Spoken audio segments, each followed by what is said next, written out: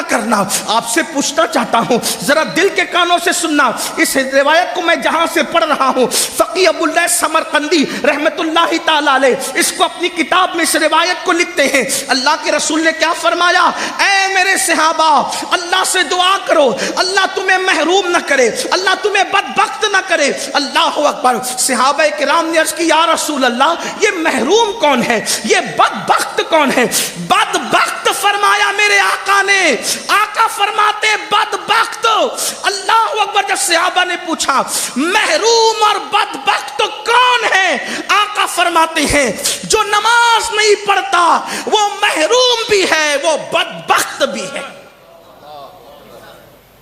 کہاں گیا وہ جذبہ صادق؟ جب اذان ہوتی تھی تو مسلمان اپنا سارا کام چھوڑ کر مسجدوں کی طرف کشا کشا چلے جاتے تھے. اللہ کے رسول صلی اللہ علیہ وآلہ وسلم نے حضرت سیدنا ابو ہریرہ سے کہا, ابو ہریرہ, کسی بے نمازی کی صحبت میں مت بیٹھا کر. یہ حضرت ابو ہریرہ کو حضور فرما رہے ہیں, اور ولیوں سے بڑا مقام صحابہ کا ہے. حضور کا کوئی صحابی مہاجرین میں سے ہو, انصار میں سے ہو, فتح مکہ کے پہلے کے, فتح مکہ کے بعد کے, حضور کے ہر صحابی کے لیے ہمارا عقیدہ ہے وَكُلًّا وَعَدَ اللَّهُ الْحُسْنَى, اللہ نے ان سب کے ساتھ خیر کا وعدہ کیا. حضور کا کوئی صحابی ادنا نہیں, حضور کا ہر صحابی اعلیٰ. کوئی صحابی ہو, اور صحابیت سے بڑھ کر منقبت کا کوئی ٹائٹل ہو نہیں سکتا. جس کو صحابی کہہ دیا, مان لیا, اس کا مطلب اس کو ولیوں سے, اقطاب سے, ابدال سے, قلندروں سے سب سے بڑا مان لیا. درجہ نبوت کے بعد روئے زمین پر اگر اللہ نے کسی مخلوق کو فضیلت عطا کی ہے تو میرے رسول کے اصحاب کی ذات ہے. اور ان کی شان یہ, میرے امام کہتے ہیں, خدا ان کو کس پیار سے دیکھتا ہے, خدا ان کو کس پیار سے دیکھتا ہے جو آنکھیں ہیں محو لقائے محمد, جو آنکھیں ہیں محو جن کی آنکھیں خدا پیار سے دیکھے وہ صحابہ کی آنکھیں ہیں. اب میرے آقا انہی اصحاب میں سے سب سے زیادہ کثرت سے روایت کرنے والے سیدنا ابو ہریرہ سے کہتے, ابو ہریرہ, ہو سکے تو کبھی بے نمازی کے قریب اس کی صحبت میں مت بیٹھنا, اس لیے کہ بے نمازی جہاں ہوتا ہے آسمان سے اس پر لعنت برستی. جس قوم پہ لعنت برسے اس قوم کا مقدر سیاستداں بدل دیں گے. جس قوم پہ لعنت برسے ایجوکیشن کی ڈگریاں اس قوم کا مقدر بدل دے گی. جس قوم پہ لعنت برسے جلسے اور کانفرنس کے نعرے اس کی قسمت بدل دیں گے. نہیں, یہ ہرگز نہیں ہو سکتا. ہر ڈگری سے پہلے, ہر کانفرنس سے پہلے, ہر نعرے سے پہلے, ہر بات سے پہلے مسلمانوں کو اللہ کے گھر کی طرف آنا ہوگا. کل بھی ہمارے مسائل کا حل خدا کے گھر پر تھے, خدا کی چوکھٹ پر تھے, خدا کی بارگاہ میں تھے, اور آج بھی خدا ہی کے دربار سے ہمارے ہر مسئلے کا حل ہوگا. اور مسلمانوں یاد رکھنا, اگر تم سب جگہ گئے تو در در کی ٹھوکریں کھاؤ گے, لیکن مسئلے کا حل نہیں ہوگا. ذلت مقدر بن جائے گی, ذلت کی وادیوں میں بھٹکتے رہو گے, جرائم کے دلدل میں ڈوبے رہو گے. نہ کوئی بچا سکتا ہے, نہ کوئی بچا سکے گا. اگر اپنے مسائل کا حل چاہتے ہو, خدا کے گھر کو آباد کرو, خدا کے گھر کو ویران مت کرو. اور اگر آپ نہیں چاہتے, اللہ اکبر, آپ یہ چاہتے کہ اللہ آپ کا گھر ویران ہونے سے بچا لے, تو خدا کے گھر کو سجدوں سے آباد کرو. کیونکہ فرمایا گیا جب لوگ مسجدیں تعمیر کرتے ہیں اور مسجد میں نماز پڑھنے نہیں آتے تو رات کی تاریکی میں مسجد اللہ کی بارگاہ میں عرض کرتی ہے, مولا جس نے مجھے ویران کر دیا تو ان کے گھروں کو ویران کر دے. اب آپ سے پوچھنا چاہتا ہوں, مسجد جس قوم کی ویرانی, مسجد جس قوم کی تباہی, مسجد جس قوم کی بربادی کی دعا کرے, وہ قوم کیسے آباد ہوگی؟ اس لیے میرے آقا کا فرمان دل پہ لکھ لو اور یاد رکھنا.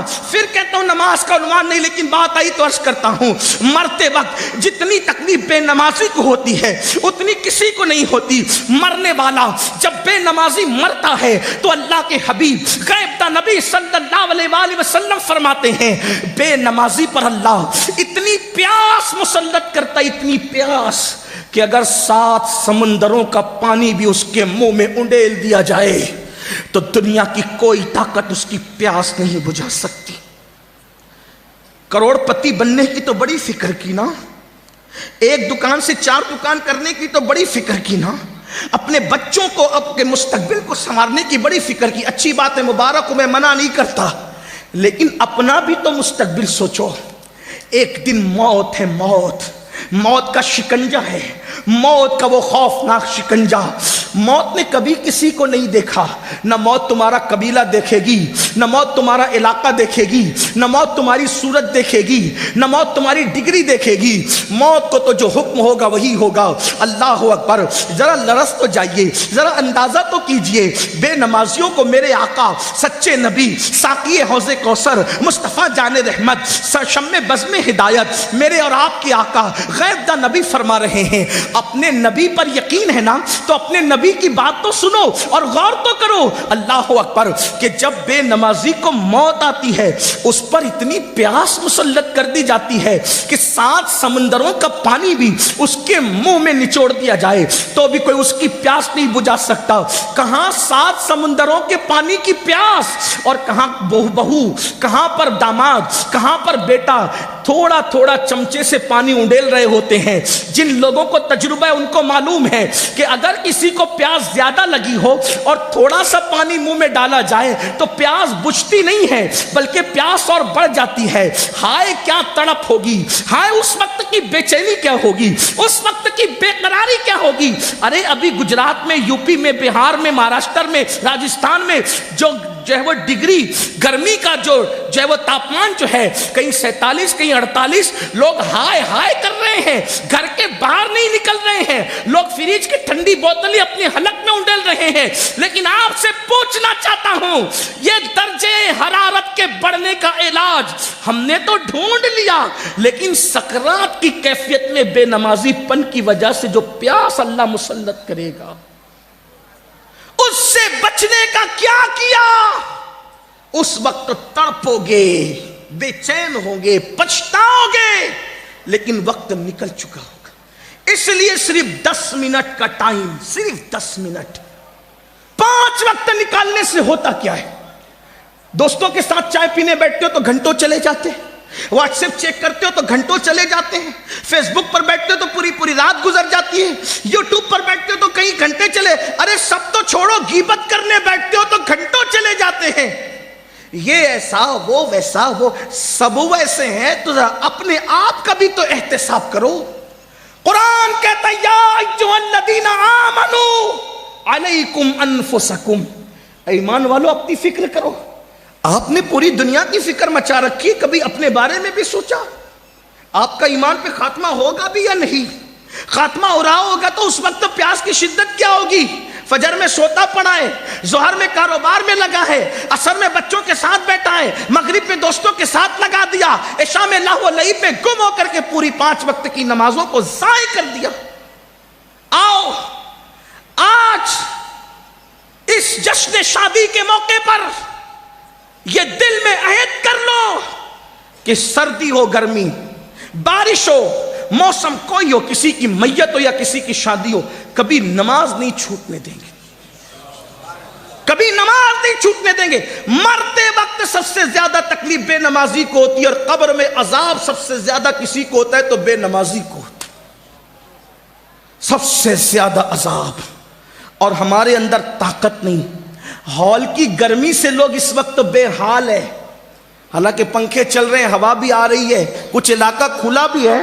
آپ سے پوچھتا ہوں صرف تھوڑا غور کرو, اتنا لمبا چوڑا حال بنا ہوا ہے, اس گرمی نے ہمیں بے حال کر رکھا ہے. وہ 2 گز زمین کی جو قبر ہے, اوپر مٹی, نیچے مٹی, دائیں مٹی, بائیں مٹی, آگے مٹی, پیچھے مٹی, مٹی ہی مٹی. نہ تکیا نہ بستر نہ چادر. وہ گرمی کیسی ہوگی, وہ حرارت کیسی ہوگی, اس سے ہڈیاں بھی پگھلتی ہے, اس سے گوشت بھی پگھلتا ہے. قبر کے کیڑے الگ طوفان مچا رہے ہوتے ہیں اور دنیا کی کوئی طاقت بچانے کے لیے نہیں آتی. اس لیے میرے بھائیوں اپنے آپ کا احتساب کر لو. میری گزارش ہے درد دل کے ساتھ, دل کی تڑپ کے ساتھ تم سے کہتا ہوں, خدا تمہیں کبھی وہ دن نہ دکھائے میرے عزیز کہ قبر کی گرمی تمہیں جھلسائے. اس لیے کہ قبر میں ٹھنڈک نہ پنکھے کی وجہ سے ہے, نہ قبر کی ٹھنڈک اے سی کی وجہ سے ہے, نہ قبر کی ٹھنڈک. بھئی بیٹھ جائیں, آپ ڈسٹرب نہیں کریں, مہربانی مہربانی, اللہ کا واسطہ اٹھا بیٹھا نہ کریں کسی کو, جو جائے اس کو وہی رہنے دے. ایک بار درود شریف پڑھے. رب صلی وسلم دائما ابدا علی حبیبک خیر الخلق کلہم. جب ایک بار اللہ رسول کا ذکر شروع ہو جائے تو پھر جو جائے اس کو وہیں چھوڑ دے. ایک بار بلند آواز سے عاشقوں کی طرح درود شریف پڑھ لیں. رب صلی وسلم دائما ابدا علی حبیبک خیر الخلق کلہم. قبر کی ٹھنڈک اے سی کی وجہ سے نہیں, قبر کی ٹھنڈک پنکھے کی وجہ سے نہیں, قبر کی ٹھنڈک کس وجہ سے ہے؟ جو لوگ دنیا میں رسول اللہ کی آنکھوں کو ٹھنڈک پہنچاتے ہیں سجدے کر کے, اللہ نے ان کی قبروں کے اندر ٹھنڈک پہنچانا ہے. قبر ان کی ٹھنڈی ہوگی جنہوں نے رسول اللہ کی آنکھوں کو ٹھنڈک پہنچائی ہوگی سجدے کر کے, اور ان کی قبر اللہ اکبر جہنم کے گڑھوں میں سے گڑھا ہوگی. ان کی قبروں کے اندر جہنم کی آگ بھڑک رہی ہوگی. جنہوں نے دنیا میں دکانوں پر تو توجہ دی, مکانوں پر تو توجہ دی, کاروبار پر تو توجہ دی, لیکن نماز کے لیے وقت نکال کر کبھی رسول اللہ کی آنکھوں کو ٹھنڈک نہیں پہنچائی.